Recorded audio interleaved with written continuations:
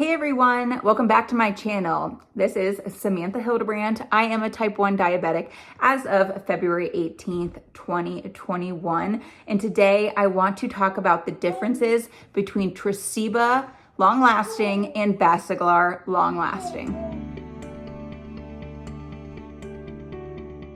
So I know a lot of us don't have a lot of choices when we're choosing our insulin because it really just depends what our insurance covers. For example, when I was first diagnosed with type 1 diabetes 4 years ago, I was immediately put on Basaglar long-lasting, which, by the way, I am on MDI. So I take a long-lasting in the morning and short-acting throughout the day through an insulin pen. So when I was first diagnosed, I was put on Basaglar because that is what insurance paid for. And I thought it was great. I mean, it did its job. I didn't have highs too often. I didn't have lows too often. Basaglar seemed great. But then we switched insurances and my doctor was like, hey, now your insurance accepts Tresiba, so let's try Tresiba out. Where I'm like, well, Basaglar is working completely fine. Like, I guess I can try a different insulin.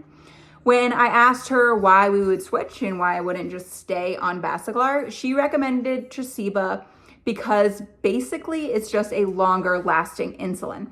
So Basaglar only lasts 24 hours. So it is pretty crucial for you to take Basaglar at the same time every single day. Like, you don't even want to fluctuate 30 minutes, right? Like, you want to take it at 7 a.m. every single day. You don't want to be late by 30 minutes or early by 30 minutes because it can kind of screw everything up because it only lasts for 24 hours. So she said, hey, let's switch to Tresiba because it can last up to 28 hours. So you have a little bit more flexibility with time that you are taking your insulin. So I said, sure, let's do it. I was pretty good about taking my insulin at the same exact time every single day. I mean, I guess I fluctuated maybe like 15 minutes, but I have an alarm in my phone. And so I know exactly when to take my insulin because, like I mentioned, I take it with a pen, usually in my arm. And so I have to manually like go upstairs, find my insulin and take it. I'm not on a pump. And so it wasn't a big deal for me to have like that extra 4 hours, but I switched to Tresiba. Now, in terms of the actual insulin, I don't think I really realized, like the difference between Basaglar and Tresiba. Like, it seemed like both were kind of doing the same thing for me. Like, I didn't see any major differences, right? So I just like switched because insurance paid for it, and that was about it. Well, recently I was looking through my fridge when I was cleaning out all my diabetes supplies, and I realized that I had a ton of Basaglar that was going to expire within the next few months. And I was like, oh, I should probably use this or donate it or something. So while my doctor may not recommend this, I was like, you know what, I'm just going to use Basaglar again because I didn't really notice any differences between the two. So without my doctor's approval, I switched to Basaglar. I don't recommend doing that. I recommend asking your doctor first if you can do that. I took ownership into my own hands and I just decided to switch to Basaglar just for the month because I had all this extra insulin and I'm like, I don't want it to go to waste. So I switched back to Basaglar. Well, I actually now have seen some crazy differences with the insulin.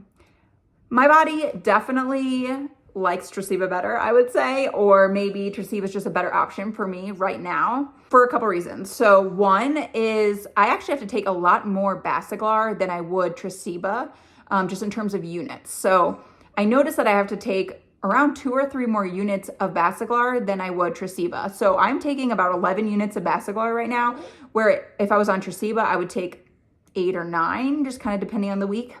So that's one thing. That's not that big of a deal, honestly, but obviously I'm going to go through one of my pens faster if I'm taking 11 units compared to 9. The other thing that I think is the most crucial part of this experiment that I've been doing is because Basaglar is only 24 hours long, my blood sugar definitely starts to rise in the morning at around 5 a.m. when I wake up. It starts to gradually go up. And surprisingly, that doesn't happen with me on Tresiba, at least not to the degree that it's happening on Basaglar. And I'm assuming that's because Basaglar only lasts 24 hours, where Tresiba can last 28. So obviously that Tresiba is in my system a lot longer than the Basaglar would be. And so it's funny because I'm like, well, I'm going to continue to finish off this pen of the Basaglar and just watch my blood sugars in the morning. But it's crazy because now I'll wake up with a 90 blood sugar at 5 a.m., but by 7 a.m., I'm at like 165. And I'm not usually I don't usually have rising blood sugars in the morning. At least I didn't on Tresiba, but on Basaglar, I am. And it's not fun being at 165 at 7 a.m. Like, I kind of start to freak out because it's just not the way that I'm used to being. And so I'm definitely going to go back to Tresiba for my long lasting. But I'm finishing off my Basaglar pen because I started it. I'm going to finish it. Obviously, I know now that my daughter's playing right below me with her toys. I know that like my blood sugar is going to go up, so I can prepare by taking maybe a little bit of fast acting insulin to combat that long acting insulin not working as well. But it's just a very interesting like study that I'm doing on myself to learn more about the different types of insulin. So really what I'm getting at here is if you are the type of person that slowly sees, a gradual increase in the morning after you wake up, maybe try to look at your Lantus or whatever you're taking in the morning and just see if there's maybe another medicine that you could take. Exchange it out for something else if maybe you need more units, or if you just need to reconsider what time you're taking your insulin in the morning. If you're on a pump, it's a little bit different, I know, because you don't physically take like an MDI, like you're not taking it all at once, it's spread out throughout the day, and you don't take Lantus. If you're on a pump, you take, I don't even know the terminology because I'm not on a pump, but I know that it's different. And so maybe there's a way within your pump that you can increase the amount of insulin at that time of day so that your levels stay more level. So I just thought that was a really interesting thing that was happening to my body, because previously when my doctor was like, oh, we're going to switch you to Tresiba, I was like, okay, like this is not a big deal. It's basically the same insulin. Even if you Google it, because my husband and I actually did this because we were like, we don't know the difference. Like, is it this big of a deal if I were to kind of switch back and forth? We don't know. So we Googled it, and it basically says that they're like literally the same thing. They're the same types of insulin. We pretty much saw that it's basically the same thing. It's just a different time period. They last longer at different times. Basaglar is 24 hours. Tresiba is like closer to 28, which you would be like, all right, that's not that big of a difference. Like, who cares? But I'm actually seeing quite a difference. So I'm pretty excited to get back to Tresiba, and maybe I'll do a follow-up video once I get back on Tresiba to show you that my levels are actually now staying lower, because it's pretty important for me to have a blood sugar under 100, in the morning, because that's what other people have. People that don't live with diabetes, their blood sugar is under 100 every morning. Actually, it's probably under like 90, maybe even 85. And so if I can try to be as normal as possible, I want to do that. And sadly, Basaglar is just not doing that for me. So check your insulin. See if there's better options. Maybe ask your doctor if maybe you can try a different insulin if your insurance covers it. You don't know until you ask, and you don't know until you try. So I recommend testing out different insulins, seeing what works best for you, trying out MDI, trying out a pump. You got to try things, because we're never going to know what works best unless we try, right? So that is my recap of Basaglar and Tresiba long-lasting insulin. I hope it helped. Let me know if you have any questions. I'll see you next week. Bye.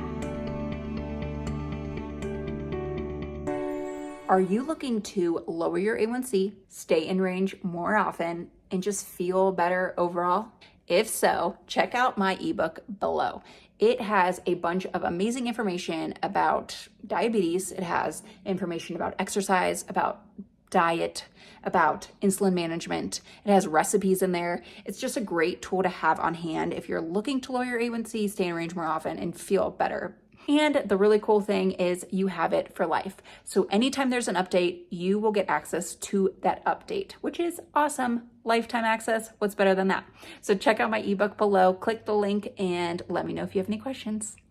Bye.